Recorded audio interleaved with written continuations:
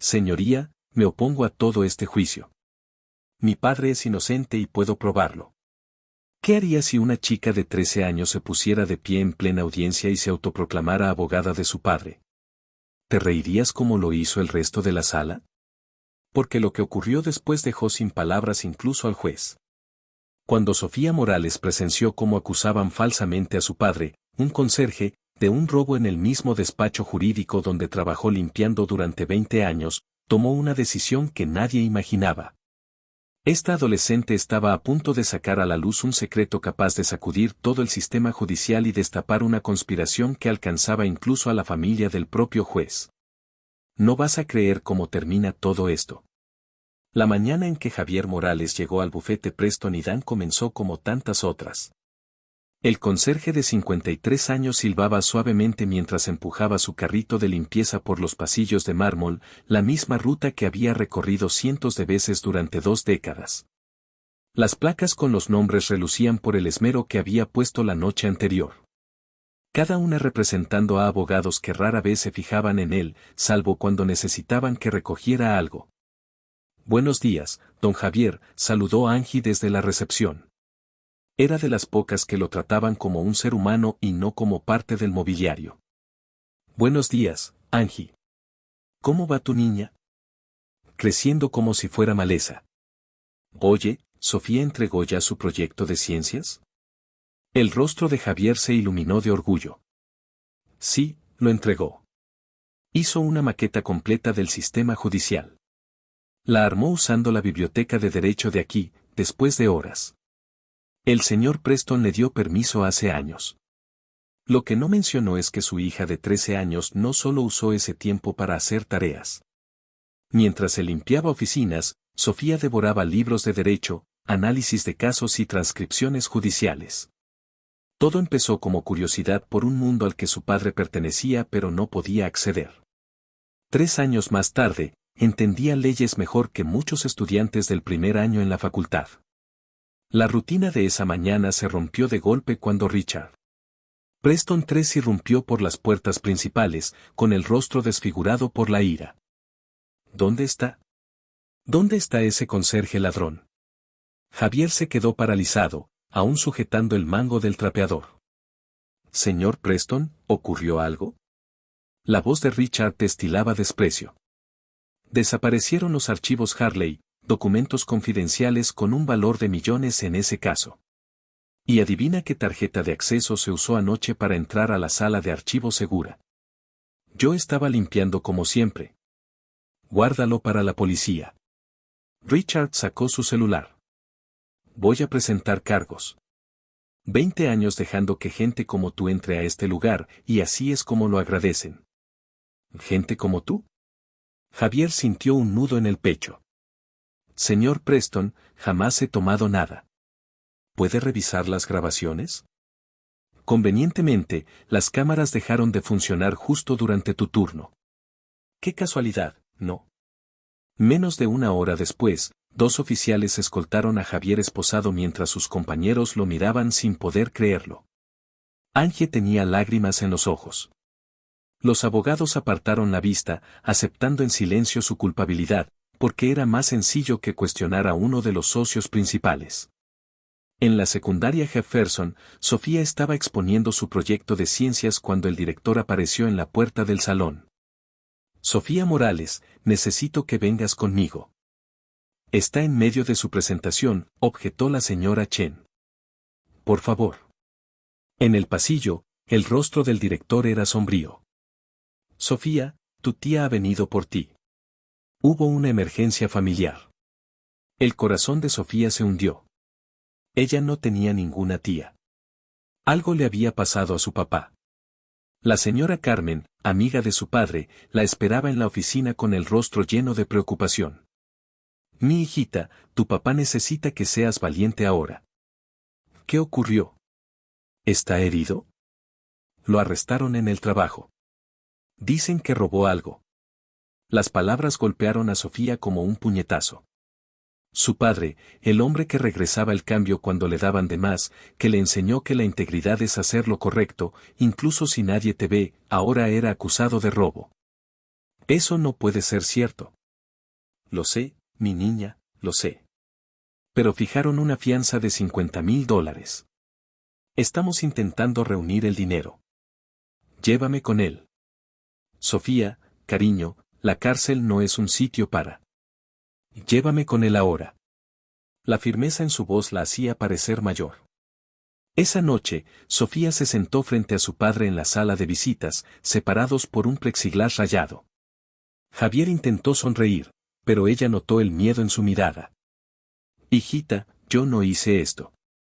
Lo sé, papi. Apoyó su pequeña mano contra el cristal. Cuéntame todo. Cada detalle. No tienes que preocuparte por eso, Sofía.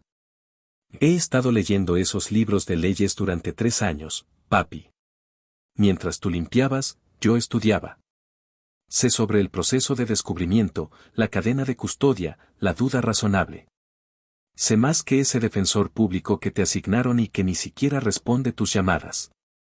Así que dime todo. Javier la miró, viéndola con claridad, tal vez por primera vez. ¿Cuándo creciste tanto? El día que te pusieron las esposas a mi héroe, susurró ella. Ahora habla. Vamos a demostrar tu inocencia. Cuando se acabó el horario de visitas, Sofía salió de allí con un cuaderno lleno de notas y una determinación que pronto desconcertaría a todos los que ya habían dado por perdido a Javier Morales como un número más en las estadísticas. Nadie tenía idea de lo que se venía. Las escaleras del tribunal parecían no terminar nunca mientras Sofía las subía. 3 días después. Su mejor vestido le quedaba un poco justo, y el expediente del caso de su padre iba apretado en una carpeta hecha de cartón y de esperanza. La audiencia preliminar estaba fijada para las 9 de la mañana, y ella llevaba despierta desde antes del amanecer preparándose. Dentro, la sala olía a madera envejecida y resignación. Sofía se sentó en la galería, observando cómo los acusados pasaban como si fueran productos en una línea de ensamblaje legal.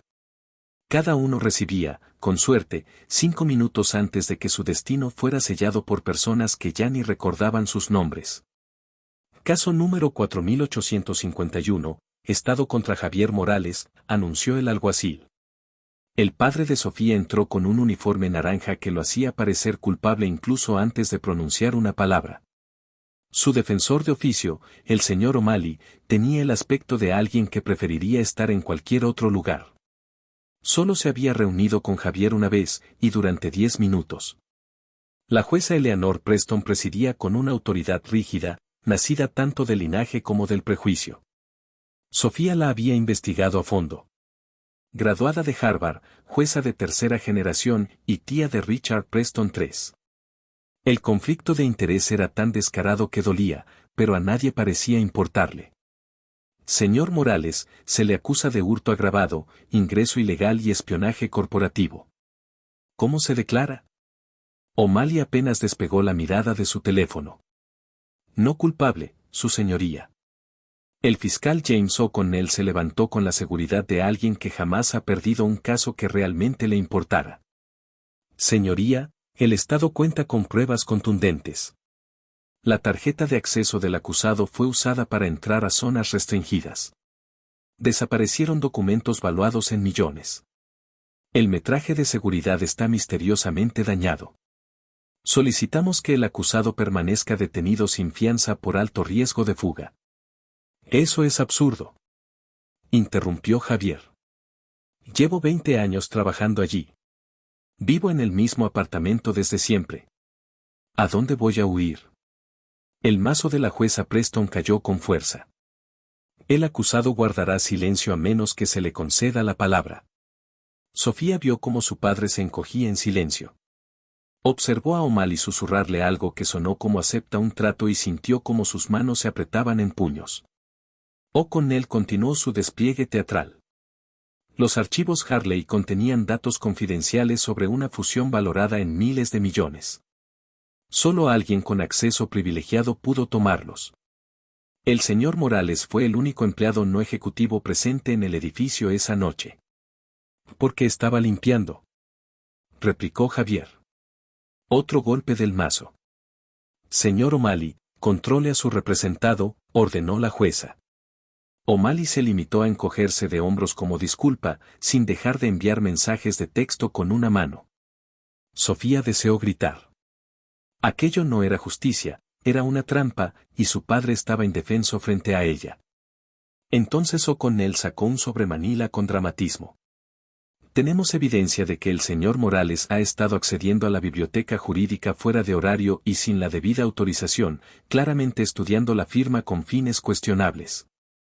El corazón de Sofía se desplomó. Estaban tergiversando sus sesiones de estudio en algo turbio.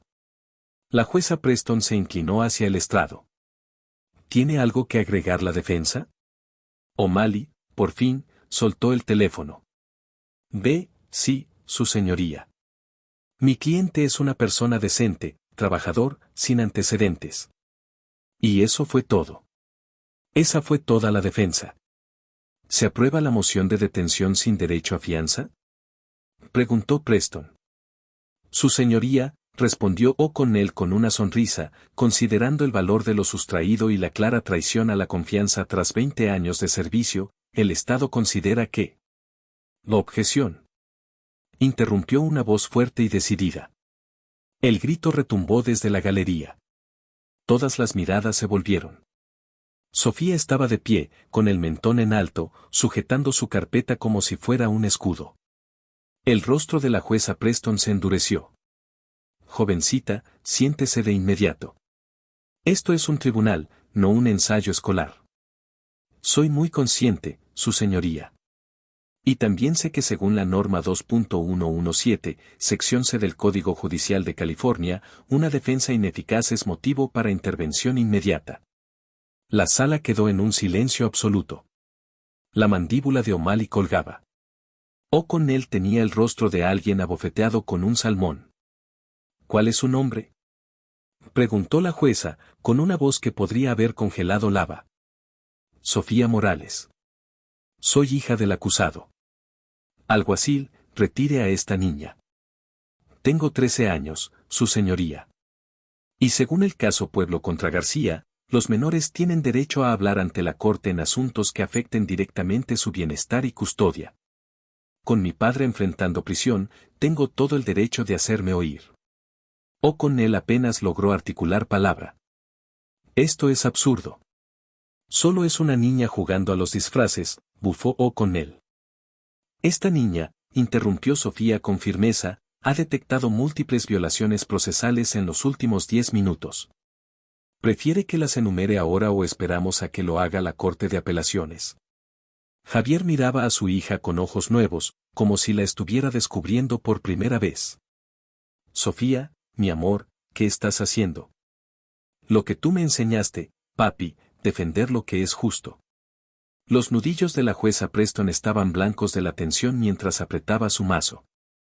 Jovencita, ¿está usted incurriendo en desacato? En realidad, tengo en mi poder pruebas que el señor O'Malley nunca revisó, dijo Sofía, con la voz serena. Evidencia que no solo demuestra la inocencia de mi padre, sino que sugiere que este caso entero está construido sobre manipulaciones y conflictos de interés que llegan. Hizo una pausa, mirando fijamente a la jueza. Sorprendentemente cerca. La tensión en la sala era palpable. Desde la galería, comenzaron a aparecer teléfonos celulares. Algunos asistentes empezaron a grabar. Ya no era una simple audiencia preliminar. Su señoría, continuó Sofía con voz clara aunque su corazón latía como tambor, solicito formalmente actuar como coabogada en la defensa de mi padre. La risa estalló primero con O'Connell, luego se contagió a O'Malley, y pronto recorrió la sala como una ola de incredulidad. Incluso un par de alguaciles soltaron carcajadas. Pero la jueza Preston no se reía. Sus ojos se afinaron mientras examinaba a la joven que, sin moverse, mantenía la mirada firme. Había algo en la postura de Sofía, en cómo sostenía esa carpeta desgastada, en la precisión de sus referencias legales sin necesidad de notas, que hizo que el estómago de Preston se contrajera con una sensación extraña. Tal vez, miedo. La risa seguía retumbando por la sala, pero Sofía no se inmutaba. Su rostro reflejaba una determinación impropia de alguien de su edad. La jueza levantó su mazo, lista para imponer orden si era necesario. Suficiente. El golpe resonó como un disparo. Jovencita, aunque su entusiasmo es admirable, esta corte no acepta niños jugando a ser abogados. Alguacil Harrison, por favor acompaña a la señorita Morales de regreso a la galería. Su señoría, interrumpió Sofía con voz cortante, me remito al caso Estado contra Calvel, donde la Suprema Corte de California dictaminó que negar a un acusado el derecho a elegir a su defensor. Sin importar la edad o titulación formal de ese abogado, viola la sexta enmienda cuando existen circunstancias extraordinarias. El alguacil Harrison vaciló. Su mano se quedó suspendida cerca del hombro de la niña. Incluso él podía sentirlo, algo importante estaba ocurriendo. Algo se sentía distinto en esta sala. O'Connell se levantó con el rostro encendido por la furia. Señoría, esto se ha vuelto un espectáculo. Solicito que esta niña sea expulsada de inmediato y que los procedimientos continúen. Secundado, dijo O'Malley apresurado, visiblemente incómodo por haber sido eclipsado por una adolescente. Sofía abrió su carpeta y extrajo un documento. Antes de que resuelva esa moción, su señoría, tal vez quiera revisar esto. Era una declaración jurada, firmada por su padre, donde la nombraba como su representante legal. Legalmente registrada y con firma notariada, dijo. Mi padre tiene derecho a escoger quién lo represente. Tiene 13 años. Bramó O'Connell, al borde del colapso. Sofía replicó con serenidad. Mozart componía sinfonías a los 5. Mary Shelley escribió Frankenstein a los 18. La edad no determina la capacidad, señor O'Connell. A menos que no haya leído Peterson contra la Junta Estatal. Los ojos de la jueza Preston se desplazaron a su secretario, que buscaba frenéticamente en su laptop las citas legales que Sofía había lanzado como migas de pan. Cada una, correcta. Además, añadió Sofía, dando un paso hacia el estrado a pesar de la presencia amenazante del alguacil Harrison, esta corte enfrenta un claro conflicto de intereses. ¿A qué se refiere?, preguntó la jueza. Su señoría comparte apellido con Richard Preston III, el denunciante. Son familia. El rostro de la jueza perdió color. Eso no viene al caso. La regla de ética 2.11 indica que un juez debe recusarse de cualquier procedimiento en el que su imparcialidad pueda ser razonablemente cuestionada, incluyendo, pero no limitándose, a casos donde exista prejuicio personal o conocimiento previo de los hechos en disputa. ¿Cómo se atreve?, espetó Preston. Me atrevo, respondió Sofía, porque la libertad de mi padre está en juego. Porque el defensor público asignado lo ha visto 10 minutos y ya le sugirió declararse culpable de algo que no hizo.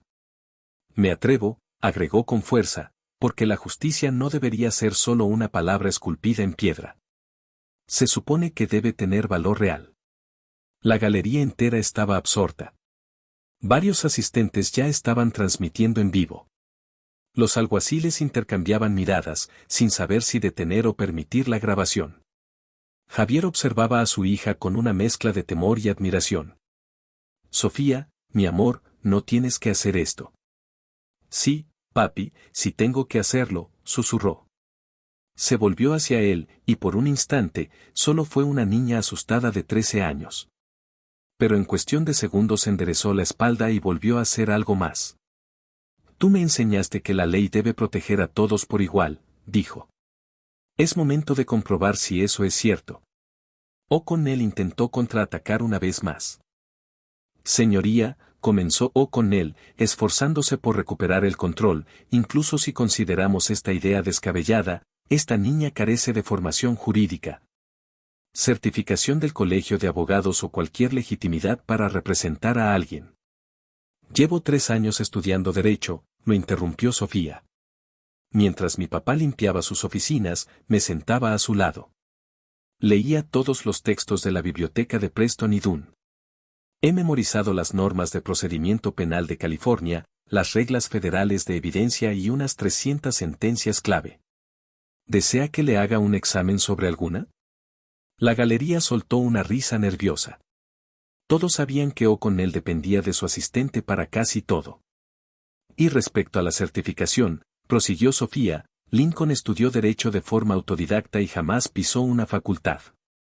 Lo mismo John Marshall, Clarence Darrow y Robert H. Jackson. El examen profesional es una invención reciente, no un requisito constitucional. La jueza Preston finalmente encontró su voz. Sea como sea, esta corte mantiene estándares. ¿Estándares dobles, se refiere? Replicó Sofía, con tono firme. Cuando un acusado adinerado trae a un equipo de abogados, usted no cuestiona sus credenciales. Cuando una gran empresa contrata firmas de millones de dólares, nadie les exige diplomas. Pero cuando la hija de un intendente intenta defender a su padre inocente, de pronto surgen los escrúpulos. Sacó otro papel de su carpeta. Aquí tengo una moción formal solicitando la entrega inmediata de todas las pruebas en contra de mi padre. Invoco el caso Brady contra Maryland y exijo acceso a las grabaciones de seguridad supuestamente dañadas, los registros de ingreso con tarjetas y cualquier testimonio disponible. No puede simplemente, intentó decir O'Connell. Puedo, interrumpió Sofía, y lo estoy haciendo, a menos que usted esté ocultando algo. El fiscal empalideció. La jueza Preston pareció tragar algo amargo. Su señoría, insistió Sofía, también presentó una moción para que usted se recuse, dada su relación familiar con el denunciante, y una moción de desestimación por conducta indebida del fiscal. El señor O'Connell omitió pruebas exculpatorias durante la presentación del caso. ¿Qué pruebas exculpatorias?, exigió saber O'Connell. Sofía sonrió por primera vez. ¿Qué otras 3 tarjetas de acceso ingresaron a esa sala esa misma noche? Que el video corrupto afecta solo a ciertas cámaras, no a todas. Y que la tarjeta de mi padre fue usada en 2 sitios diferentes, al mismo tiempo. Lo cual es físicamente imposible, a menos que haya sido clonada. La sala estalló en un murmullo ensordecedor. O'Connell gritaba objeciones mientras O'Malley trataba de procesar lo que ocurría mientras la jueza Preston golpeaba su mazo como si quisiera clavarlo en el estrado. Orden. Orden. Bramó, descargando su ira hacia Sofía. ¿Cómo puedes tener conocimiento de todo esto? Porque, a diferencia del señor O'Malley, yo sí hice mi tarea, respondió ella sin vacilar. Entrevisté a los vigilantes, al equipo de limpieza, al departamento de informática. Ya sabe, la labor investigativa básica que cualquier abogado competente realizaría si de verdad le importara a su cliente. Revisó su carpeta una vez más. Tengo declaraciones juradas de 3 testigos que observaron a otras personas dentro del edificio esa noche. Fotografías con fecha y hora del estacionamiento, donde aparecen autos que no debían estar allí. Y evidencias que indican que alguien con acceso de administrador manipuló deliberadamente el sistema de tarjetas para inculpar a mi padre. Esto es absurdo, murmuró O'Connell. No, respondió Sofía. Lo que realmente es absurdo es pretender justicia en un sistema donde el dinero marca el valor, donde las conexiones pesan más que la verdad y donde una adolescente de 13 años debe hacer el trabajo que se les paga a adultos. La jueza Preston ya no golpeaba su mazo. Miraba a Sofía con una mezcla de respeto y temor. ¿Y tú reuniste todas esas pruebas? ¿Cómo lo hiciste? De forma completamente legal, dijo Sofía, con serenidad. A diferencia de quien armó esta farsa, yo no quebranté ninguna ley. Solo me negué a aceptar que ser pobre es sinónimo de ser invisible. Un silencio aplastante cayó sobre la sala. Javier Morales no podía contener las lágrimas. El público estaba inmóvil. Incluso el taquígrafo había dejado de escribir, atrapado por lo que presenciaba. Finalmente, la jueza Preston habló con una voz contenida. Señorita Morales, aunque admiro su convicción, no puedo simplemente permitir que una menor actúe como abogada en mi tribunal. Entonces no me deja otra salida, susurró Sofía. Sacó su teléfono móvil, se conectó al wifi de la sala y lo alzó con decisión. Estoy transmitiendo esto en vivo. Lo están viendo mis compañeros del Club de Derecho, el Comité de Ética del Colegio de Abogados de California y al menos 15 medios de comunicación. Hizo una pausa. El título del video es, Jueza niega derecho a defensa por discriminación etaria. Ya tiene más de 8.000 espectadores. O'Connell se lanzó al frente, furioso. No puede hacer eso. Grabar aquí es ilegal. En realidad, no, respondió Sofía, con firmeza. La regla judicial de California 8.109 permite grabaciones electrónicas y contribuyen al interés de la justicia. Y considerando que aquí se está intentando condenar a mi padre mientras su defensor público juega Candy Crush, diría que esta grabación es más que necesaria. O'Malley, visiblemente nervioso, guardó el teléfono con rapidez.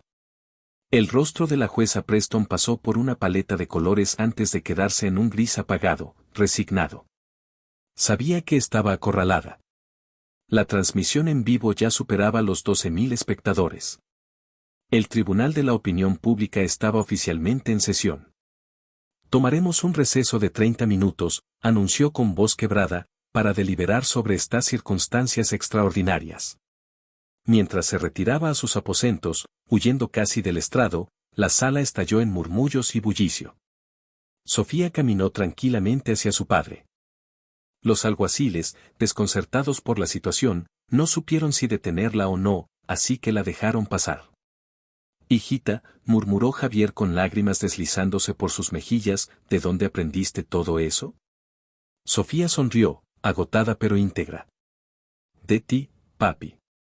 Tú me enseñaste a nunca rendirme cuando se trata de defender lo correcto. Los libros de derecho solo me dieron las palabras.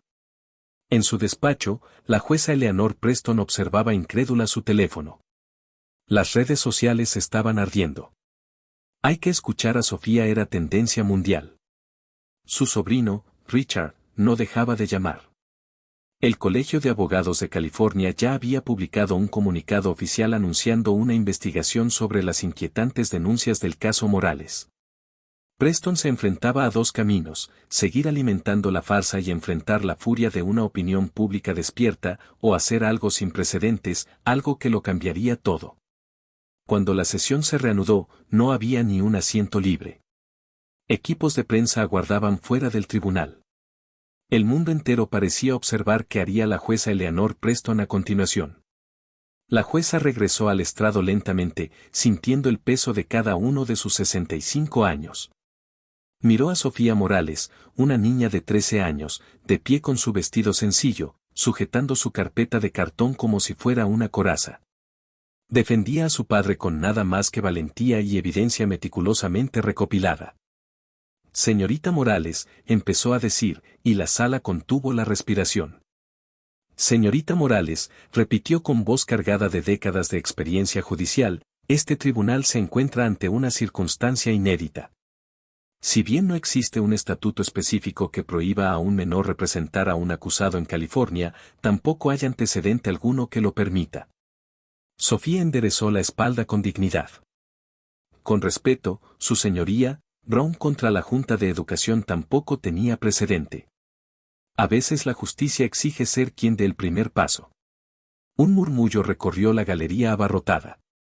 La audiencia en línea había alcanzado los 50.000 espectadores. Sin embargo, continuó la jueza, haciendo caso omiso de la interrupción, dada la gravedad de este juicio y la importancia de los derechos constitucionales involucrados. Estoy dispuesta a contemplar una solución intermedia, declaró la jueza Preston. O'Connell se levantó de golpe. Su señoría, debo protestar. Siéntese, señor O'Connell, ordenó la jueza con un tono que no admitía réplica. Señorita Morales, le permitiré exponer su argumento, bajo una condición, deberá demostrar competencia contestando preguntas sobre derecho procesal penal, normativa probatoria, constitucional y fundamentos legales. Considérelo un examen oral del Colegio de Abogados. Sofía alzó la barbilla, firme. Acepto. Esto es totalmente irregular, refunfuñó O'Connell. ¿Y no lo es que una niña de 13 años cite jurisprudencia con mayor precisión que usted? Retrucó secamente la jueza Preston. Señor O'Connell, ¿puede formular la primera pregunta? Los ojos del fiscal destellaron con una satisfacción maliciosa. Estaba convencido de que aplastaría a esa jovencita arrogante y retomaría su camino hacia una condena fácil. Muy bien, señorita Morales. Explica el concepto de mens rea y sus 4 niveles según el Código Penal modelo. Sin titubear, Sofía respondió. Mens rea, que significa mente culpable, se refiere al estado mental requerido para establecer responsabilidad penal. El Código Penal modelo identifica 4 niveles.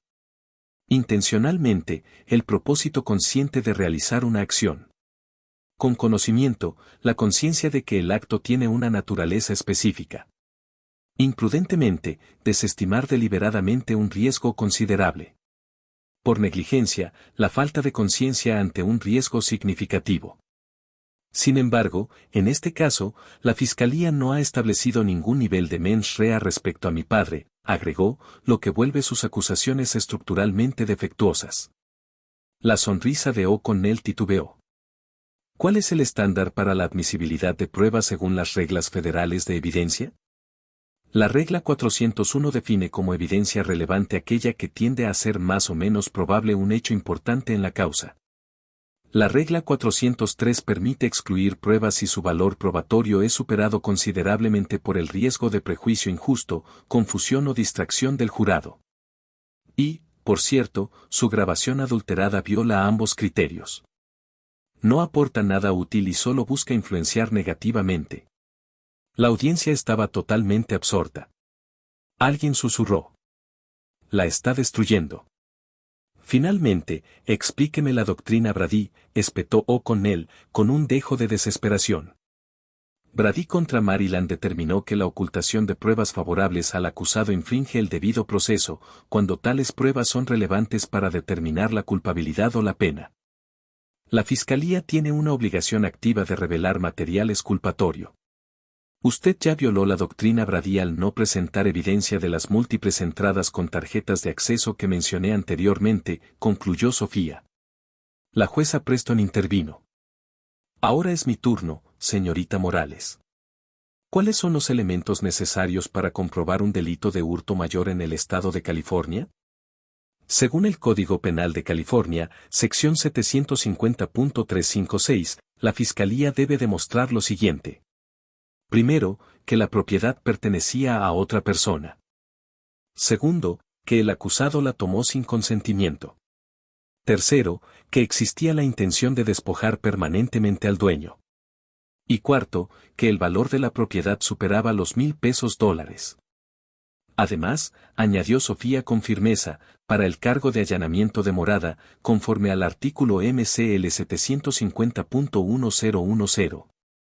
Debe probarse que hubo ingreso ilícito con la intención de cometer un delito mayor o un robo. Hizo una breve pausa antes de concluir. No han demostrado ninguno de estos elementos. Mi padre tenía acceso legal por su trabajo. No se ha recuperado ninguna pertenencia que pruebe sustracción, y no cuentan con evidencia concreta de intencionalidad, solo conjeturas.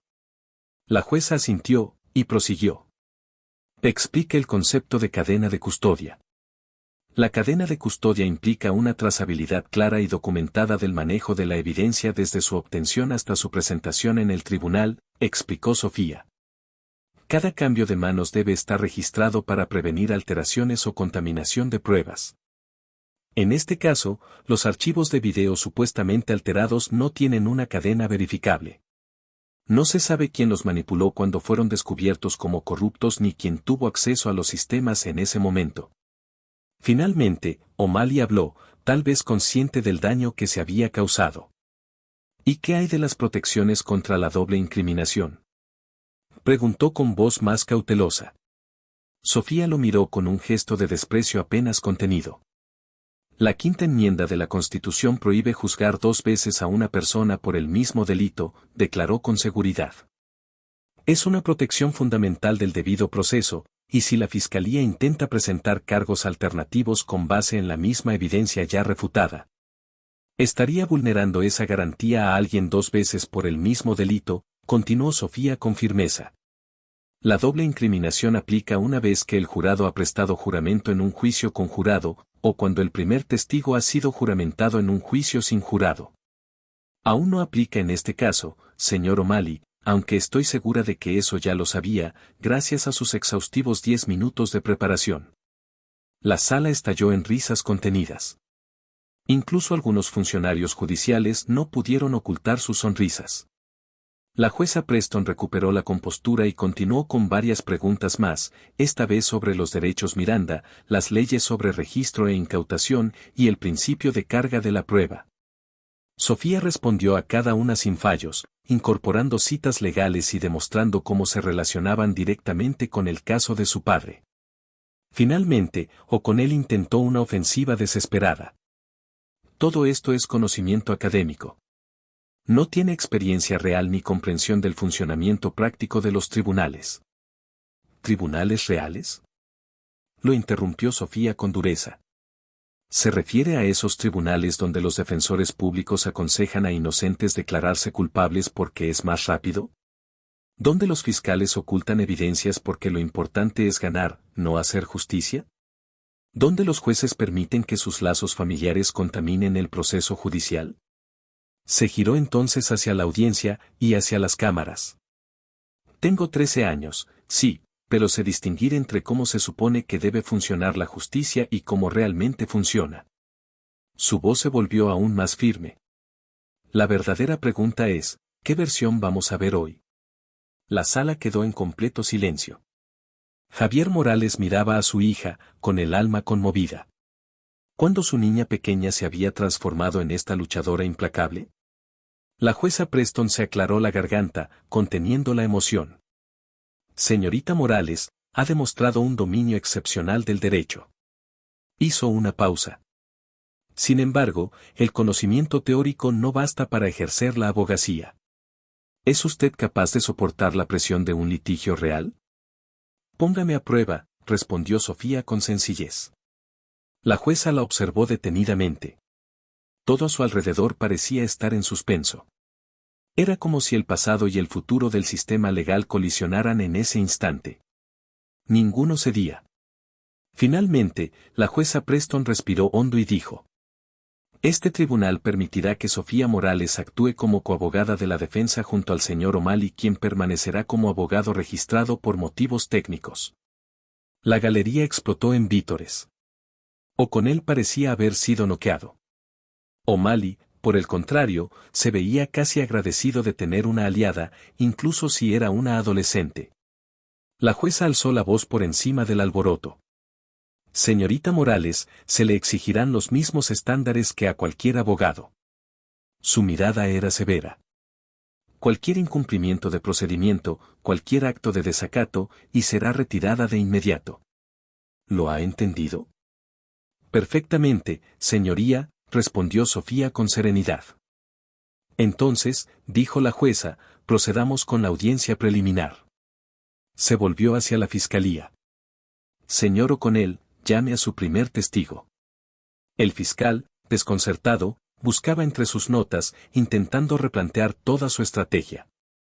Mientras tanto, Sofía abrió su carpeta de cartón. De ella emergieron documentos clasificados con precisión quirúrgica. Sin saberlo, llevaba 3 años preparándose para este instante. Cada noche en que su padre salía tarde de su trabajo. Cada página legal devorada con avidez. Cada injusticia observada con ojos de niña. Todo la había conducido hasta aquí. La sala estaba en silencio, expectante. Sofía se encontraba firme, lista para escribir historia.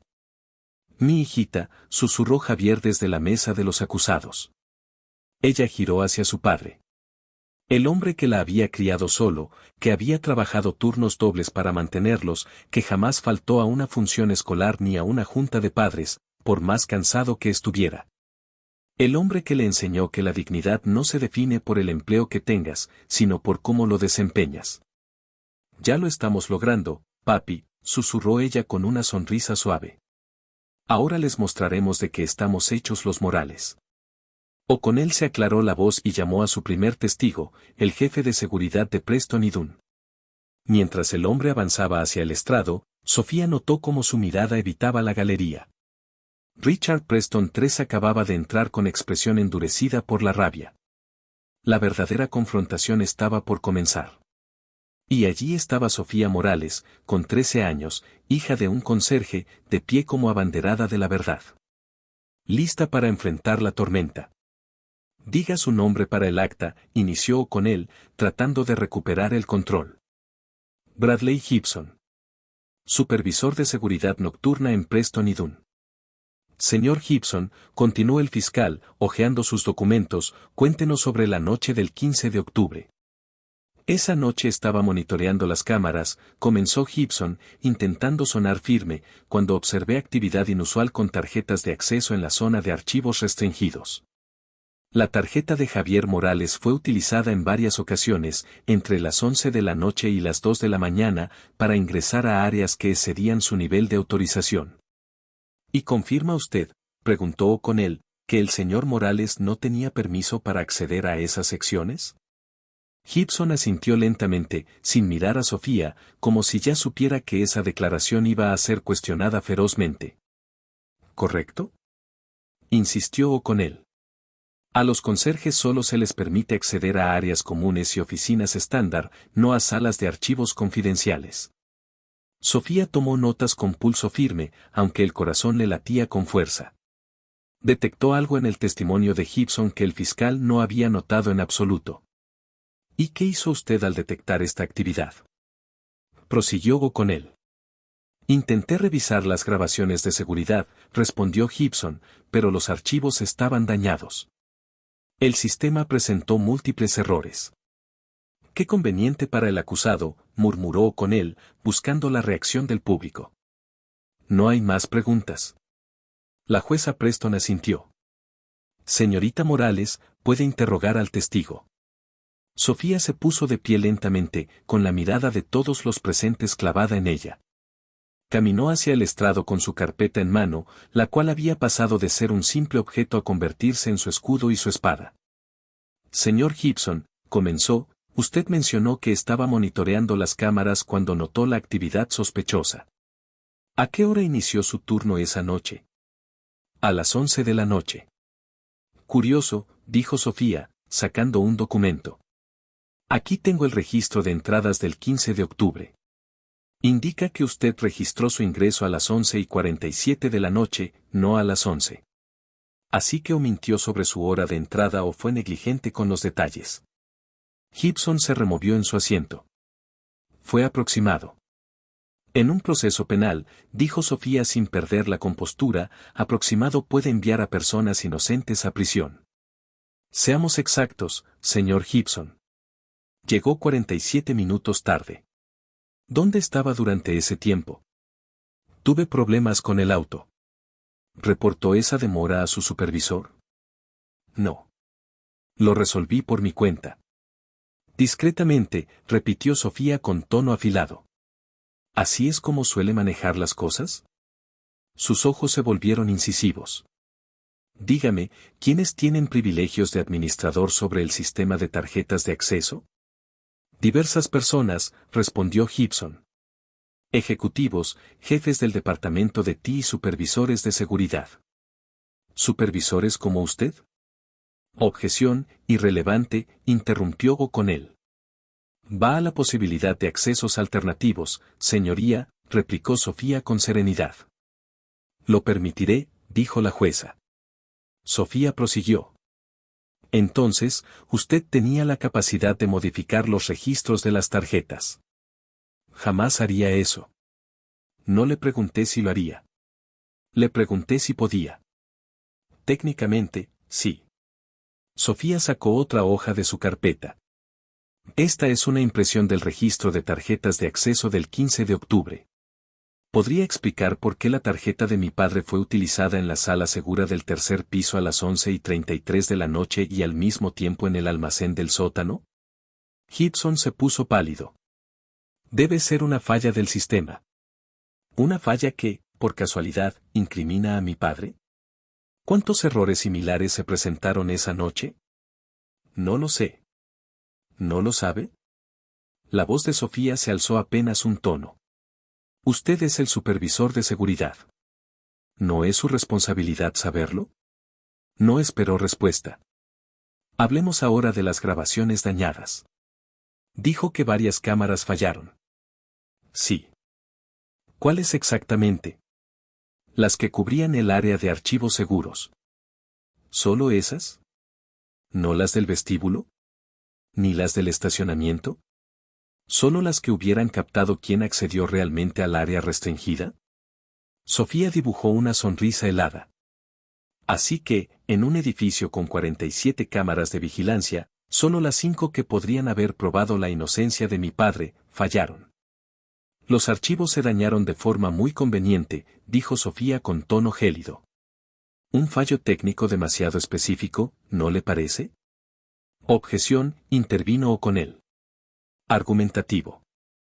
La retiro, replicó Sofía sin inmutarse. Pero el impacto ya estaba hecho. La galería empezó a murmurar. Regresó a su mesa y encendió una laptop. Señoría, deseo presentar una prueba por parte de la defensa. Objeción, gritó O'Connell. No hemos tenido oportunidad de revisarla. Es una grabación de seguridad del edificio frente a Preston y Dunn, interrumpió Sofía. De acceso público, con marca de tiempo y directamente pertinente. La jueza Preston lo evaluó con seriedad. La aceptaré, declaró finalmente. Sofía conectó el ordenador portátil al monitor principal. Señor Gibson, este video corresponde a una cámara del edificio Meridian Bank. Tiene una vista clara del acceso para empleados de Preston y Dunn. ¿Puede identificar a la persona que entra a las 11:28 de la noche? La imagen era borrosa, pero reconocible. Parece ser, yo. 19 minutos antes de la hora que usted declaró haber fichado. ¿Y quién lo acompaña? Las manos de Gibson se aferraron al estrado con tensión. No lo sé, dijo, vacilante. ¿No lo sabe? Repitió Sofía mientras hacía zoom en la imagen. Ese es Richard Preston III, ¿no es cierto? El mismo Richard Preston que presentó la denuncia contra mi padre. La sala estalló en alboroto. O'Connell se levantó objetando. Richard Preston se lanzó hacia el frente, gritando que todo era una difamación. La jueza Preston golpeó el mazo con fuerza. Orden en la corte. Señor Preston, si no se sienta de inmediato, será retirado. Sofía esperó con paciencia a que volviera la calma. Señor Gibson, ¿por qué Richard Preston ingresó con usted ¿Por qué estaba Richard Preston entrando al edificio contigo a las 11:28 de la noche, cuando declaró a la policía que no estuvo allí esa noche? Él, solo coincidimos al llegar, balbuceó Gibson. ¿Solo coincidieron? Sofía abrió otro documento. Esta es la declaración oficial del señor Preston ante la policía. Cito, salí de la oficina a las 6 de la tarde y no regresé hasta la mañana siguiente, cuando me enteré del robo. ¿Mintió entonces o lo está haciendo usted ahora? O'Connell trató de intervenir. Objeción, es especulativo. Es prueba, dijo Sofía tajante. Evidencia que la fiscalía o pasó por alto, o decidió no investigar intencionalmente. Señor Gibson, seré directa, continuó. ¿Richard Preston III le solicitó alterar los registros de acceso para incriminar a mi padre? No, claro que no. Entonces, explíqueme esto. Sofía sacó otro documento. Extractos bancarios que muestran un depósito de 10,000 pesos en su cuenta el 16 de octubre. ¿De dónde provino ese dinero? Gibson empezó a sudar. Fue un préstamo de mi hermano. ¿Su hermano? El mismo que vive en Seattle y lleva 2 años sin empleo. ¿Cómo lo? Registros públicos, señor Gibson. Es increíble lo que uno puede hallar cuando realmente investiga. A diferencia del señor O'Connell, yo hice mi tarea. Sofía se giró hacia la jueza. Señoría, solicito que se considere a este testigo como adverso y pido una orden para acceder a sus movimientos financieros y registros telefónicos.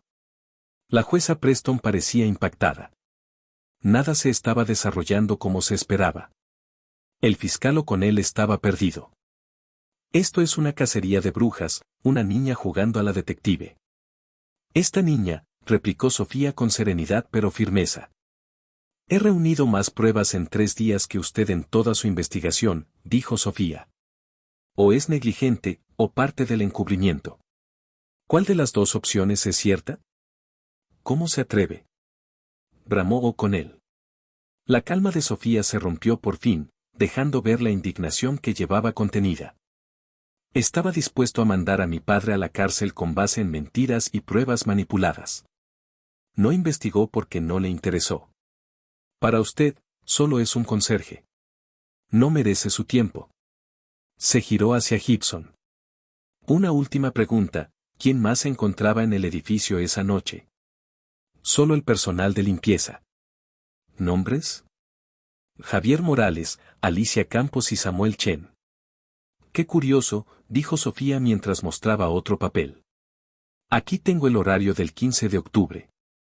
Alicia Campos reportó estar enferma y Samuel Chen estaba de vacaciones. Se acercó un paso. Mi padre era el único conserje programado. Entonces, ¿a quién permitió usted el ingreso esa noche? Gibson se desplomó, derrotado. Quiero un abogado. La sala estalló en murmullos otra vez. La jueza Preston parecía haber envejecido una década en solo minutos. Richard Preston forcejeaba con los alguaciles que trataban de contenerlo mientras intentaba llegar al estrado. Sofía se volvió hacia la audiencia, hacia las cámaras, hacia todos los que la observaban. Damas y caballeros, esto es lo que se considera justicia cuando uno es pobre, pruebas manipuladas, testimonios falsos, y fiscales que no hacen preguntas porque ya han condenado.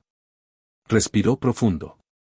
Mi padre ha limpiado sus oficinas durante 20 años. ¿Su único delito? Ser la opción más cómoda para culpar. Clavó la mirada en la jueza Preston. Señoría, solicito la desestimación del caso.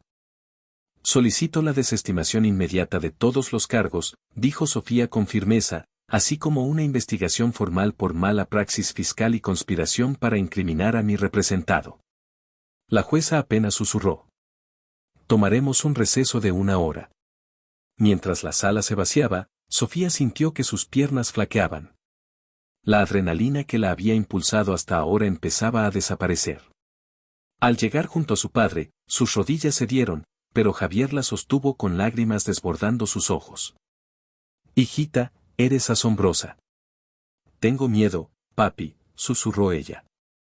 Lo sé, respondió Javier, pero eres la persona más valiente que he conocido. Tu mamá estaría inmensamente orgullosa. En los pasillos del tribunal, los medios la rodearon. El hashtag #Sofía Morales por la justicia era tendencia global. Los analistas en televisión la llamaban la actuación legal más extraordinaria que hubieran visto, pero Sofía aún no había terminado. El contrainterrogatorio había expuesto fisuras en el caso de la fiscalía. Ahora, era el momento de hacerlo colapsar por completo. Durante el receso, los pasillos del juzgado estaban cargados de tensión y revuelo. Periodistas lanzaban micrófonos hacia cualquiera que saliera de la sala. Expertos legales debatían en vivo. El video que Sofía había presentado se repetía en todos los noticieros. Sofía encontró un rincón tranquilo y se sentó con su padre a compartir un sándwich de máquina. A pesar de todo, ese gesto simple les dio un instante de paz. Sofía, dijo Javier en voz baja. Pase lo que pase, quiero que sepas lo orgulloso que estoy de ti. Guarda ese discurso para después de que ganemos, papi, dijo Sofía, apretándole la mano. Aún no hemos terminado. O'Connell se acercó. La arrogancia de antes había sido sustituida por urgencia. Escucha, señorita Morales, quizá podamos negociar. Cargos reducidos, libertad inmediata. No habrá acuerdos, respondió Sofía sin titubear. Intentaste arruinar a mi padre. Ahora te toca ver cómo se desmorona tu caso. Tuviste suerte con Gibson. No te pasará 2 veces. Sofía soltó una carcajada seca. Tengo mucho más que suerte. Tengo declaraciones juradas de 3 conserjes más que aseguran que Richard Preston les pidió espiar a empresas competidoras. Tengo correos electrónicos entre Preston y Gibson coordinando lo ocurrido en octubre. Y tengo evidencia de al menos 6 casos similares en los últimos 5 años, todos dirigidos a empleados que se negaron a participar en espionaje industrial. El rostro de O'Connell se volvió cenizo. ¿Cómo lo lograste? Mientras usted celebraba una victoria anticipada, replicó Sofía, yo hacía lo que hacen los verdaderos abogados, buscar la verdad. Cuando se reanudó la audiencia, la jueza Preston tenía el semblante agotado. Cargaba con el peso del apellido que representaba, la corrupción de su sobrino y el desplome público de lo que parecía un juicio sencillo. Señorita Morales, comenzó la jueza, aunque su contrainterrogatorio ha generado serias dudas, la Fiscalía aún tiene derecho a presentar su caso completo. En realidad, su señoría, interrumpió Sofía poniéndose de pie, me gustaría llamar a un testigo para la defensa. Principal testigo de la Fiscalía, interrumpió Dreña, indignado. Según la regla 6.201b3 de la Corte de California, respondió Sofía con firmeza, la defensa puede llamar testigos fuera de orden si las circunstancias lo ameritan. Y considerando que el testigo principal de la Fiscalía acaba de acogerse a la quinta enmienda, diría que estas circunstancias lo exigen. La jueza Preston soltó un suspiro cansado. ¿A quién desea llamar? A Alicia Campos. O'Connell frunció el ceño. No figura en ninguna lista de testigos. Porque usted nunca se tomó el tiempo de interrogarla, replicó Sofía, a pesar de ser una de las 3 únicas conserjes con acceso al edificio esa noche. Una mujer latina, de unos 50 años, pequeña y con expresión nerviosa pero decidida, entró en la sala. Tras prestar juramento, se sentó rígida en el estrado. Señora Campos, comenzó Sofía con tono amable, ¿cuánto tiempo lleva trabajando en Preston y Dunn? 15 años. ¿Conoce a mi padre? Sí. Javier es un buen hombre.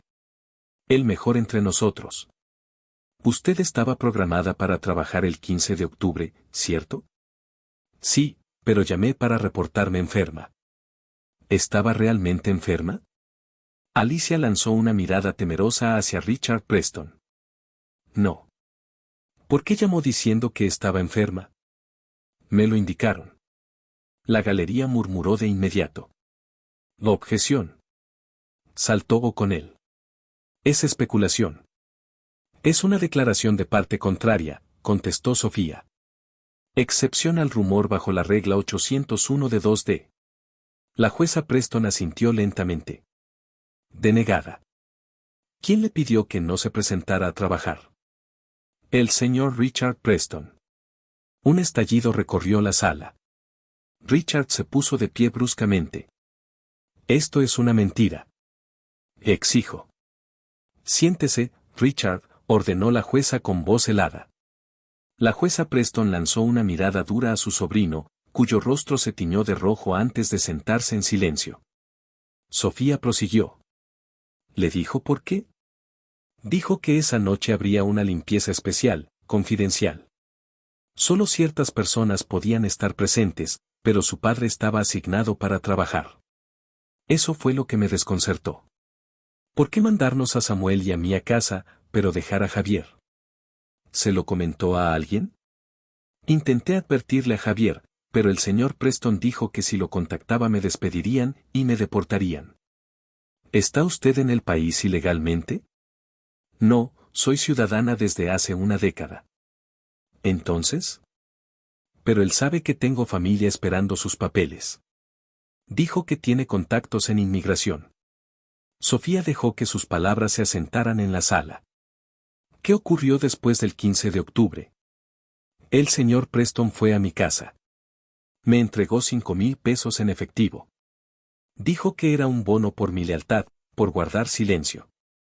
¿Se quedó con el dinero? Alicia sacó un sobre de su bolso. Cada centavo. Sabía que algo malo había pasado. Que le habían hecho algo a Javier. Lo guardé como evidencia. Sofía tomó el sobre, revelando el abultado fajo de billetes ante todos. Señoría, solicito marcar esto como prueba de la defensa B. Señora Campos, ¿algo más que desee declarar? Alicia levantó la voz, cargada de determinación. No fui la primera. A lo largo de los años, el señor Preston ha hecho esto muchas veces. Empleados de limpieza, asistentes, trabajadores del correo. Siempre elige a los que no pueden defenderse. Siempre minorías. Siempre aquellos que él cree que no importan. La objeción. Bramó Dreña. Altamente perjudicial y fuera de lugar. Es relevante, va al patrón de conducta y al motivo, argumentó Sofía. Lo permitiré, dictaminó la jueza Preston con voz cansada. Sofía volvió a su mesa y sacó una gruesa carpeta de Manila.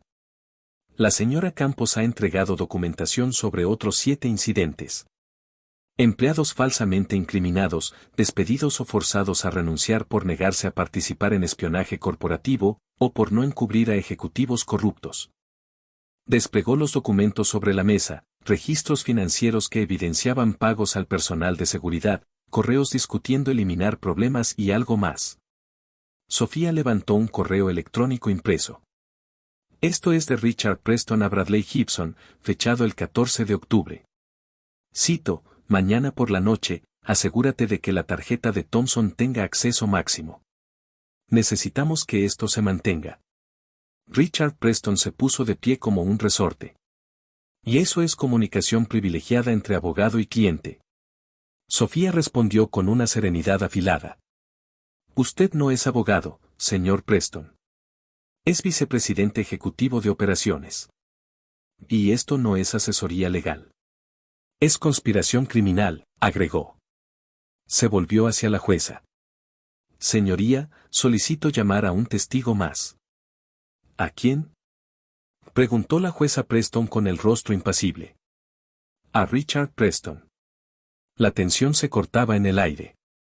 Suba al estrado, Richard, ordenó la jueza. Me niego. Esto es un circo dirigido por una niña. Suba al estrado, o lo declararé en desacato. Richard se levantó. Su costoso traje no bastaba para disimular el miedo en sus ojos. Había entrado en esa sala creyendo que tenía el control a ver a un conserje incriminado y destruido. Pero en cambio, estaba frente a una niña de 13 años que había destapado años de corrupción en cuestión de horas. Sofía se acercó a Richard como un depredador midiendo cada paso. Señor Preston, ¿jura decir la verdad, toda la verdad y nada más que la verdad? Esto es absurdo. Responda la pregunta. Lo juro, gruñó, derrotado. Perfecto. Hablemos de los archivos Harley. Usted afirma que fueron robados el 15 de octubre. ¿Puede describirlos?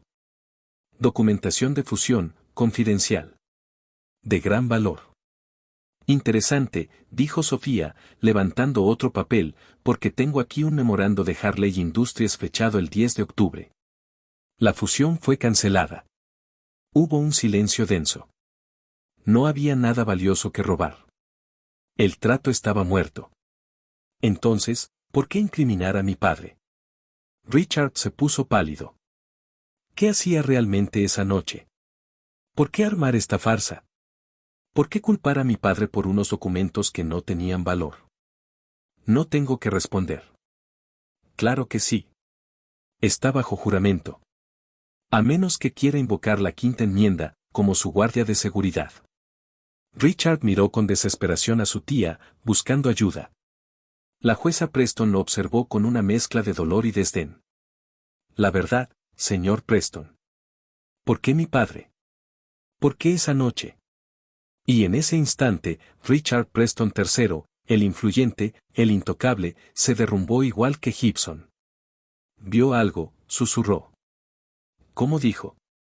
Vio algo, repitió, alzando la voz. Drenia. Estaba en mi oficina, limpiando, yo estaba destruyendo documentos, evidencia de malversación, desvío de fondos de clientes. No dijo nada. Solo se fue.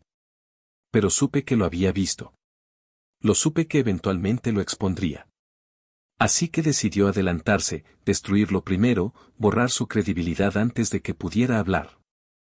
Quiero a mi abogado, dijo Richard, derrotado. Estoy segura de que sí, respondió Sofía con serenidad. Se volvió hacia la jueza Preston.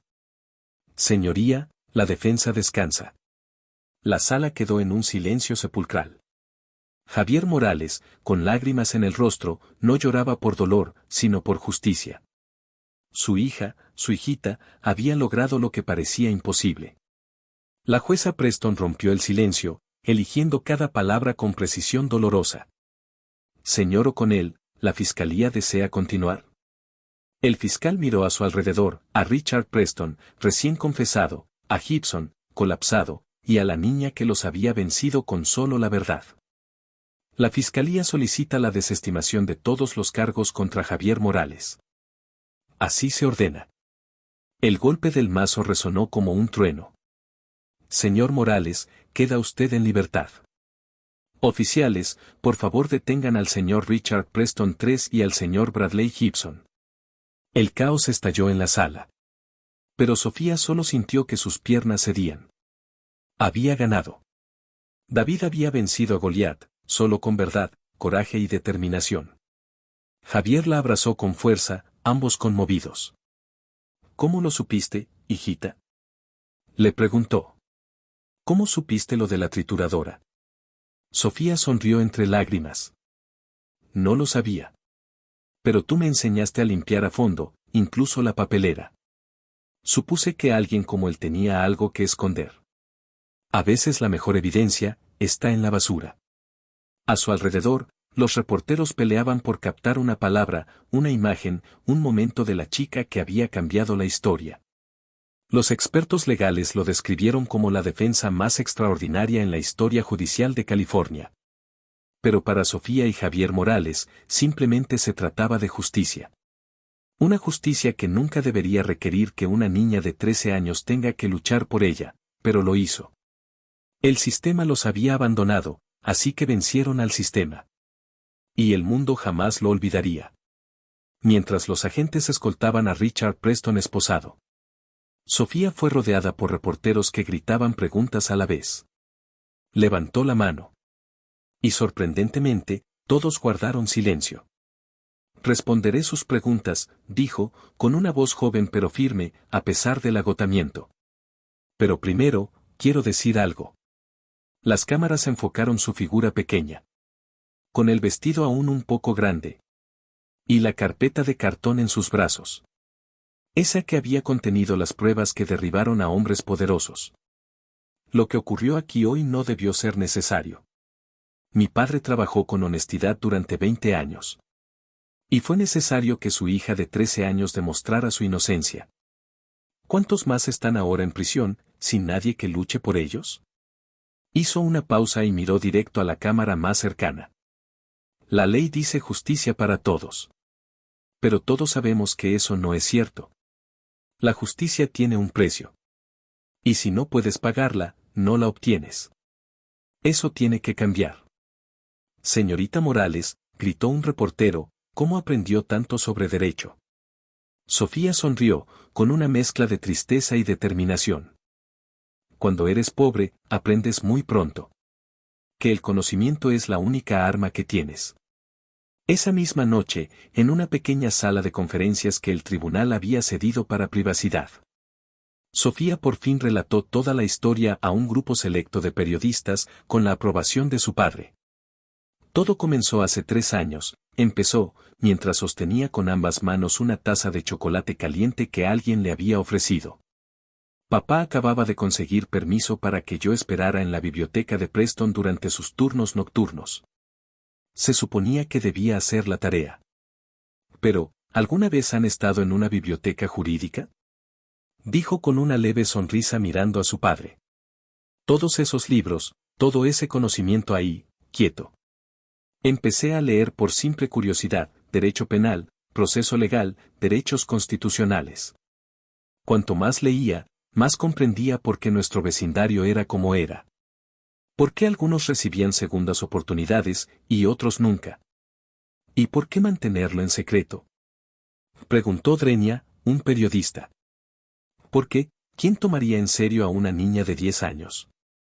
Me decía a mí misma que me estaba preparando para el futuro, quizá para la facultad de Derecho.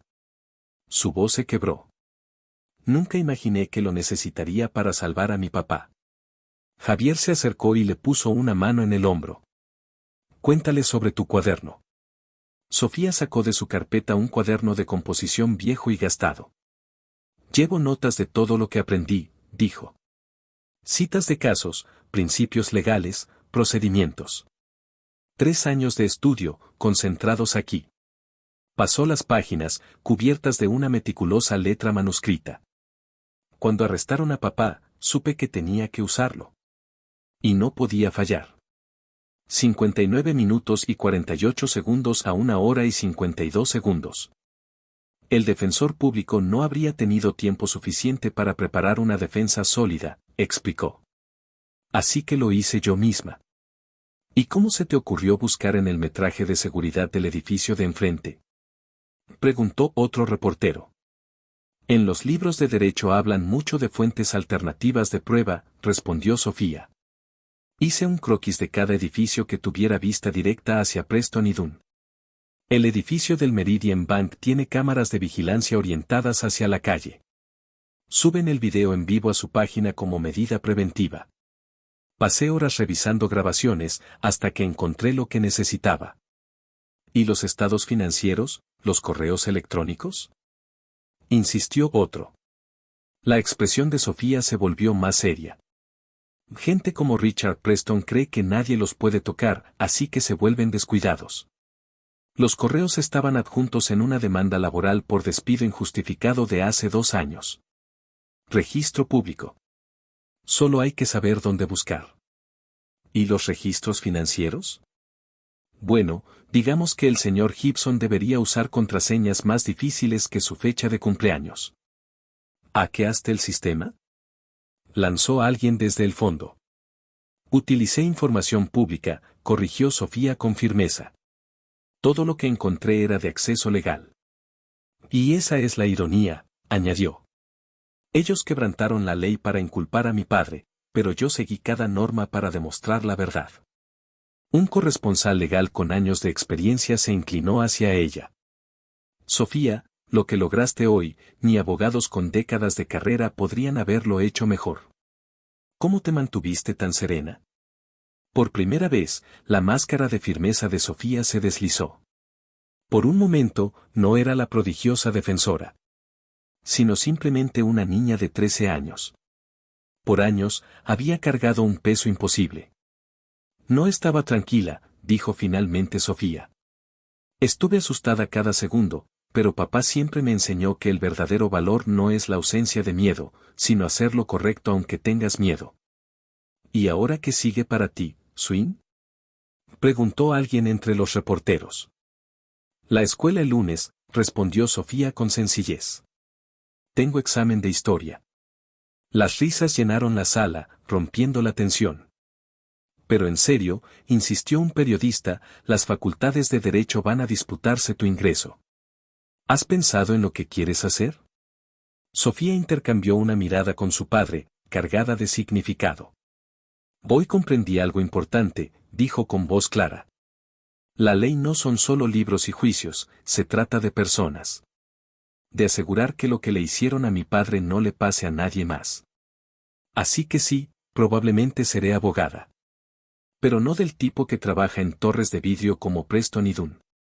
Seré del tipo que defiende a personas como nosotros. Cuando la entrevista estaba a punto de concluir, la jueza Eleanor Preston apareció en la puerta. Los reporteros se tensaron, anticipando otra historia. ¿Puedo hablar un momento con la señorita Morales? Preguntó la jueza en voz baja. A solas. Sofía miró a su padre. Él asintió. La sala se vació, quedando solo la niña de 13 años y la jueza de 65. Te debo una disculpa, comenzó la jueza Preston. Y a tu padre también. Permití que mi vínculo familiar nublara mi criterio. Debí recusarme de inmediato. Sí. Debió hacerlo, asintió Sofía sin rodeos. La jueza esbozó una sonrisa llena de remordimiento. No tienes miedo de decir la verdad, ¿verdad? Andarse con rodeos es un lujo que no todos tenemos, respondió Sofía con serenidad. No todos podemos permitirnos andarnos con rodeos, ¿verdad, señoría? Supongo que no, respondió la jueza mientras tomaba asiento frente a Sofía. Llevo 25 años en el estrado. He visto miles de casos y cientos de abogados. Nunca vi algo como lo que hiciste hoy. Hice lo que tenía que hacer, respondió Sofía. No, corrigió la jueza Preston. Hiciste lo correcto. Y eso es diferente. Muchos se habrían rendido, aceptado un trato, seguido con su vida. Tú luchaste por la verdad. Sacó una tarjeta de presentación y se la tendió. Cuando estés lista, ya sea después de la prepa o de la universidad, llámame. Me encargaré de que entres a la mejor facultad de Derecho del país. Con beca completa. Sofía tomó la tarjeta con delicadeza. ¿Por qué? Porque el sistema legal necesita más personas como tú. Gente que recuerde que la justicia no se trata de ganar, sino de la verdad. La jueza se levantó para marcharse, pero se detuvo un momento. Tu padre ha criado a una joven extraordinaria. Asegúrate de que lo sepa. Él lo sabe, dijo Sofía suavemente. Pero se lo diré de nuevo. Cuando la jueza se retiró, Sofía encontró a su padre esperándola en el pasillo. Sin decir palabra, él abrió los brazos y ella se hundió en ellos, dejándose ser niña otra vez. Estoy tan cansada, papi. Lo sé, mi hijita. Vámonos a casa. Salieron del tribunal caminando entre camiones de medios y multitudes. Sofía se volvió una última vez a mirar el edificio donde había librado la batalla por la libertad de su padre. Las balanzas de la justicia talladas en piedra ya no parecían solo un adorno, sino una promesa. Una promesa que ella había ayudado a cumplir. Papá, dijo al llegar a la acera. En la parada del autobús, Sofía le dijo. ¿Te acuerdas cuando era niña y decías que podía ser lo que quisiera ser? Claro que sí, respondió Javier. Creo que ya sé lo que quiero ser. Javier sonrió, acercándola mientras el autobús se aproximaba. Ya lo eres, Sofía. Ya lo eres. A la mañana siguiente, Javier Morales despertó en su propia cama por primera vez en una semana. Por un instante, había olvidado todo, el arresto, la celda, el juicio. Pero entonces oyó a Sofía en la cocina, tarareando mientras preparaba el desayuno y todo volvió como una ola. Buenos días, papi, saludó ella mientras él entraba a la pequeña cocina. Estaba revolviendo huevos de pie sobre el mismo banquito que usaba desde los 8 años. Hice café. Javier se sirvió una taza, observando a su hija moverse con la misma seguridad firme que había mostrado en la sala del tribunal. Yo debería estar haciéndote el desayuno. Tú me lo hiciste durante 13 años, papi, contestó Sofía. Puedo encargarme yo una mañana.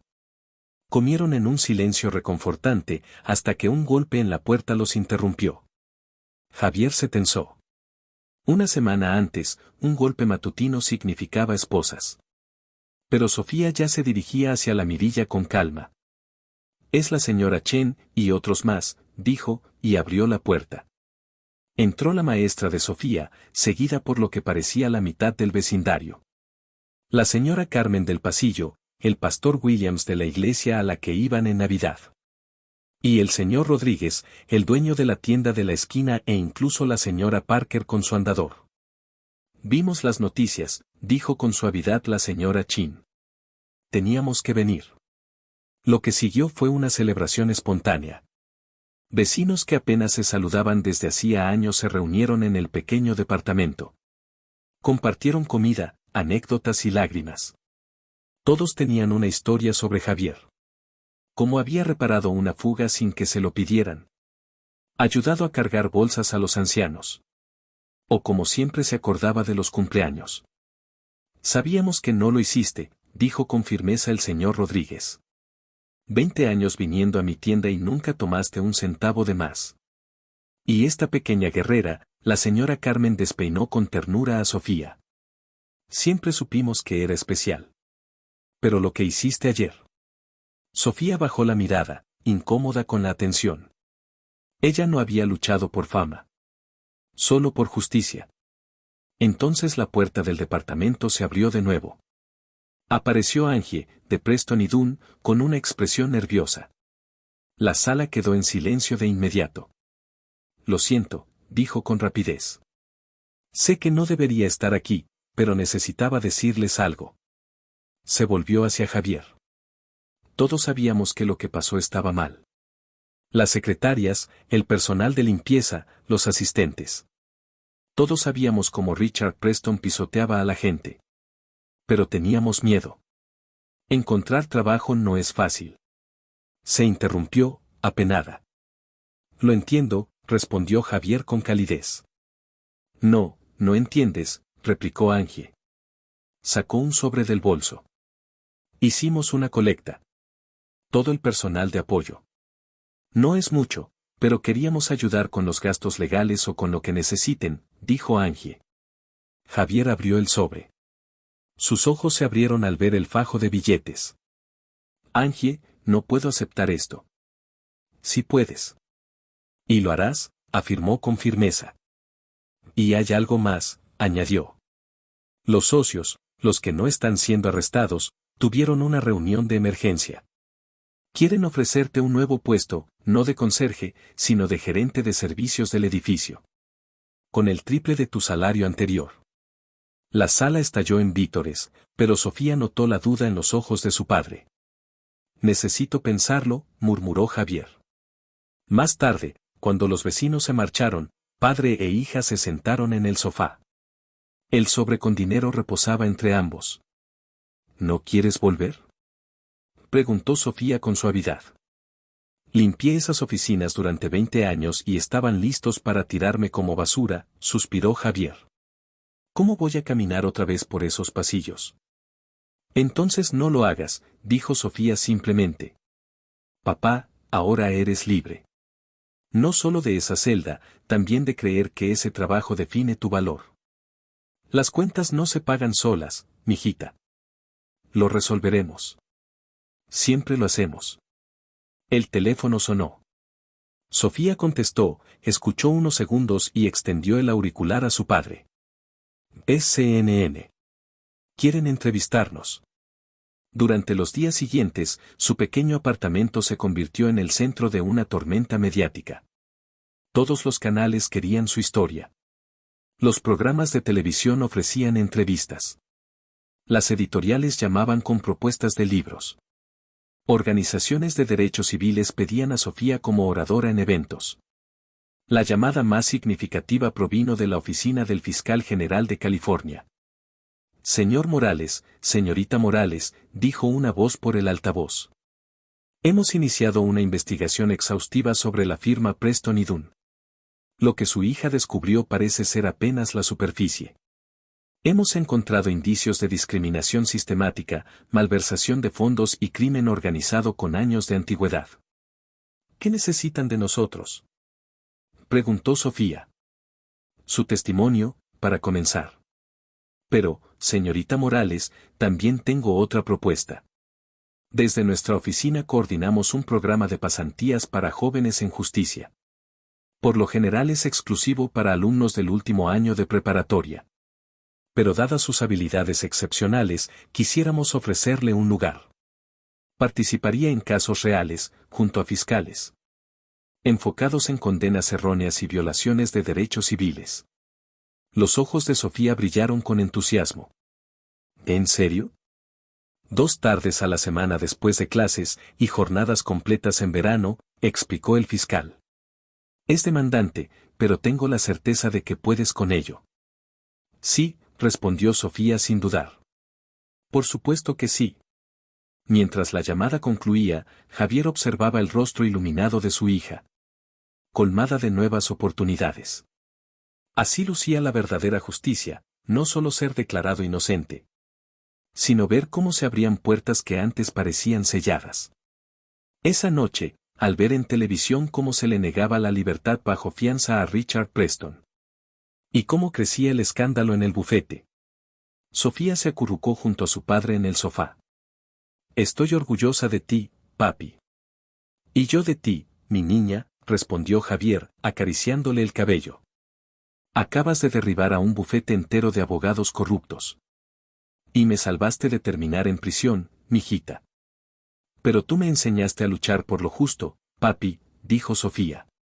Cada vez que salías a trabajar con orgullo, cada vez que tratabas a todos con respeto, incluso a quienes no lo merecían. Cada vez que me decías que podía lograr lo que quisiera, me estabas enseñando. Javier le besó la cabeza con ternura. Tu mamá estaría tan orgullosa. Cuéntame otra vez sobre ella. Era su petición habitual, una que hacía cuando buscaba consuelo. Y así, Javier volvió a contar la historia que había narrado 100 veces. Cómo conoció a la madre de Sofía en clases nocturnas. Ambos esforzándose por salir adelante. Cómo falleció cuando Sofía apenas tenía 2 años. Pero antes de irse, le hizo prometer que le daría a su hija todas las oportunidades que ellos no tuvieron. He cumplido esa promesa, murmuró Javier. Aunque jamás imaginé que nos llevaría hasta aquí. Ella lo sabía, afirmó Sofía con seguridad. En algún lugar, de alguna forma, lo sabía. Se quedaron en un silencio apacible, observando las luces de la ciudad desde su pequeña ventana.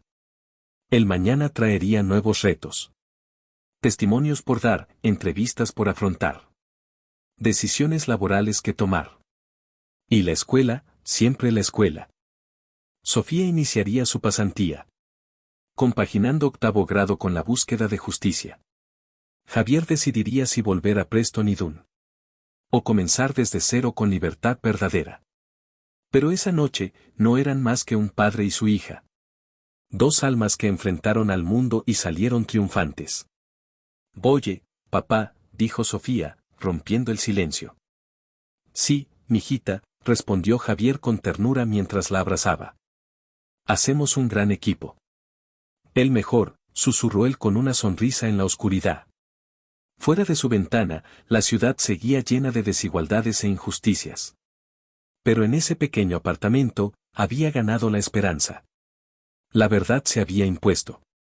Y una joven de apenas 13 años había demostrado que la justicia no dependía de la edad, el dinero ni el poder, sino del coraje, la preparación y la fe firme en que lo justo puede vencer a lo corrupto. El sistema había tratado de aplastarlos. Pero ellos, en lugar de caer, lo habían desafiado. Y eso apenas era el inicio. 6 semanas después del juicio que estremeció al país, Sofía Morales se encontraba frente a un auditorio repleto. En la Facultad de Derecho de la Universidad del Sur de California. Ante ella, estudiantes de Derecho, catedráticos, abogados de derechos civiles y periodistas guardaban silencio expectante. A sus 13 años, Sofía era la persona más joven en ser invitada a ofrecer el discurso inaugural de la conferencia anual sobre justicia. Buenos días, comenzó Sofía, con voz firme y serena. Hace 6 semanas, solo era una niña haciendo tareas en la biblioteca de una facultad de Derecho, mientras mi papá limpiaba oficinas. Hoy estoy aquí porque el sistema falló. Y me niego a aceptar ese fracaso. Hizo una pausa, mirando los rostros frente a ella. Pero no debería estar aquí, no porque sea muy joven, sino porque lo que hice jamás debió ser necesario. En un sistema justo, mi padre nunca habría sido arrestado. Y su defensor público nunca habría estado tan sobrecargado. Habría peleado por él. El fiscal habría buscado justicia, no solo aumentar su porcentaje de condenas. La audiencia permanecía inmóvil mientras Sofía relataba no solo el juicio, sino los 3 años de preparación que lo antecedieron. Habló de noches enteras estudiando mientras su papá limpiaba oficinas. De aprender que la justicia tiene un precio que muchos no pueden pagar. Y de descubrir que la ley puede usarse tanto para oprimir como para liberar. Algunos me llaman una niña prodigio, continuó Sofía, pero no soy especial. Solo soy una niña que tuvo libros a su alcance y tiempo para leerlos. ¿Cuántos más podrían haber hecho lo mismo si hubieran tenido esa oportunidad? ¿Cuántas personas inocentes están ahora tras las rejas porque sus hijos no pudieron rescatarlos? En la primera fila, Javier Morales escuchaba a su hija, mientras las lágrimas le recorrían las mejillas. A su lado estaba sentada la jueza Eleanor Preston, convertida en una inesperada aliada tras el juicio. Durante las semanas posteriores, se había transformado en mentora personal de Sofía, ayudándola a prepararse para este discurso y a comprender su nuevo rol como defensora juvenil. Las consecuencias del juicio habían sacudido sus vidas por completo. La investigación a Preston y Dunn reveló una red de corrupción que involucraba a 3 grandes firmas más. 17 altos ejecutivos se enfrentaban cargos penales. La firma en sí se disolvió. Y sus abogados honestos se dispersaron hacia despachos que prometían mejores prácticas éticas y mayor supervisión. Javier finalmente rechazó el cargo de gerente, aceptando en su lugar un puesto en la recién creada comisión para revisar condenas erróneas en la ciudad de San Diego. Su trayectoria, unida al impacto mediático que generó su hija, lo convirtieron en un defensor clave para otras personas acusadas injustamente. La oficina del fiscal general me ha brindado una oportunidad increíble, expresó Sofía ante el auditorio. Durante mi pasantía, ya he participado en 3 casos de condenas injustas. 3 personas inocentes que pudieron haber pasado el resto de sus vidas en prisión si nadie se hubiera detenido a revisar su caso. Sofía levantó un montón de cartas.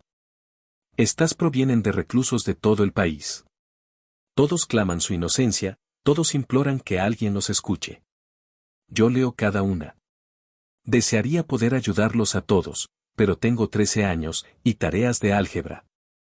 El público soltó una carcajada, relajando la atmósfera. Así que no estoy aquí para recibir aplausos, continuó. Estoy aquí para lanzar un reto. Cada estudiante de derecho, cada abogado, cada persona presente en este auditorio, tiene más poder del que imagina. Pueden marcar la diferencia entre justicia e injusticia. Pueden elegir mirar a los conserjes, a los más pobres, a los olvidados. Pueden elegir defenderlos. El discurso se extendió por 20 minutos más. Sofía combinó fundamentos legales, vivencias personales y una fuerza ética arrolladora, que hizo que muchos abogados con experiencia reconsideraran toda su trayectoria profesional. Habló de las clases privadas que ahora tomaba para poder equilibrar sus estudios y su rol como defensora, así como sobre las becas que empezaban a llegar desde diversas escuelas de derecho, deseosas de asegurar su futura matrícula. También mencionó la propuesta editorial que había declinado. Porque mi historia aún no ha concluido, afirmó. Quiero cerrar con algo que me enseñó mi papá, agregó Sofía, bajando el tono. Solía decirme que la dignidad no depende del trabajo que tienes ni de cuánto dinero ganas.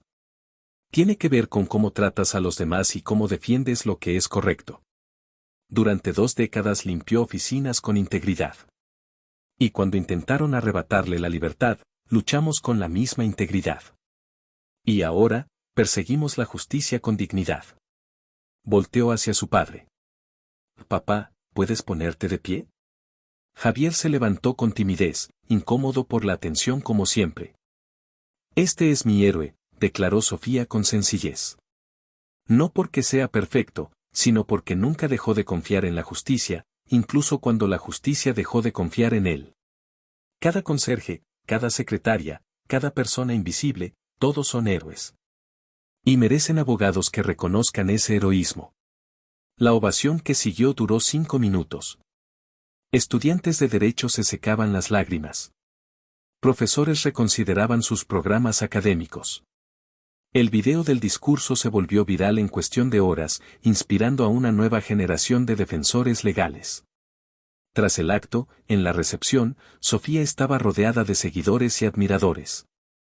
Pero se alejó del grupo para encontrar a su papá, quien permanecía de pie junto a la mesa de bebidas, charlando tranquilamente con una conserje que trabajaba en la Facultad de Derecho. ¿Listos para irnos a casa, Dren?, preguntó. Cuando tú digas, mijita.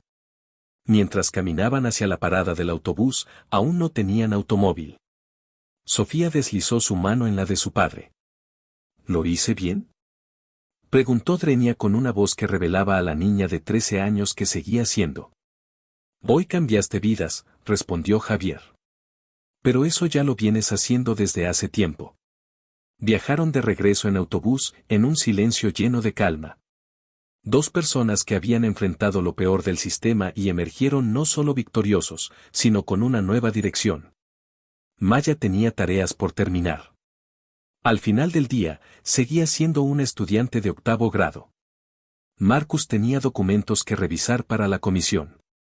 Su apartamento seguía siendo modesto y sus muebles aún estaban desgastados. Pero poseían algo mucho más valioso que el dinero o el reconocimiento. Habían probado que la justicia no era exclusiva de los poderosos. Se tenían el uno al otro, y compartían una misión que los empujaba hacia el futuro. El sistema había intentado deshacer a su familia. En lugar de eso, su familia empezó a transformar el sistema. Un caso a la vez, una ley a la vez, un corazón a la vez. Justicia para todos, significaba para todos. Y a los 14 años, con su padre a su lado y una legión de creyentes detrás de ella, Sofía Morales estaba haciendo realidad que esas palabras no fueran solo un lema. Eran una promesa. Un movimiento. Una revolución que nació con una niña de 13 años que miró a un juez a los ojos y dijo: «Yo soy la abogada de mi papá». Y se negó a retroceder cuando el mundo entero le decía que no tenía derecho a hacerlo. El inicio había sido extraordinario. El porvenir, imparable. Querido amigo, esta historia nos recuerda que la justicia no debería depender de la riqueza ni del estatus. Debe ser un derecho accesible para todos por igual. Sofía Morales nos demostró que una sola persona, sin importar su edad, puede alzarse frente a la corrupción y marcar la diferencia. Su valentía nos enseña que el conocimiento es poder. Y que cuando defendemos la verdad, podemos transformar el mundo. En nuestras comunidades existen Javier Morales, personas trabajadoras que merecen respeto y justicia. Y también hay Sofías Morales, voces jóvenes, listas para desafiar la injusticia si se les brinda la oportunidad. Seamos la sociedad que escucha, que valora la verdad por encima de la conveniencia. Y que garantiza que justicia, de verdad, signifique justicia para todos.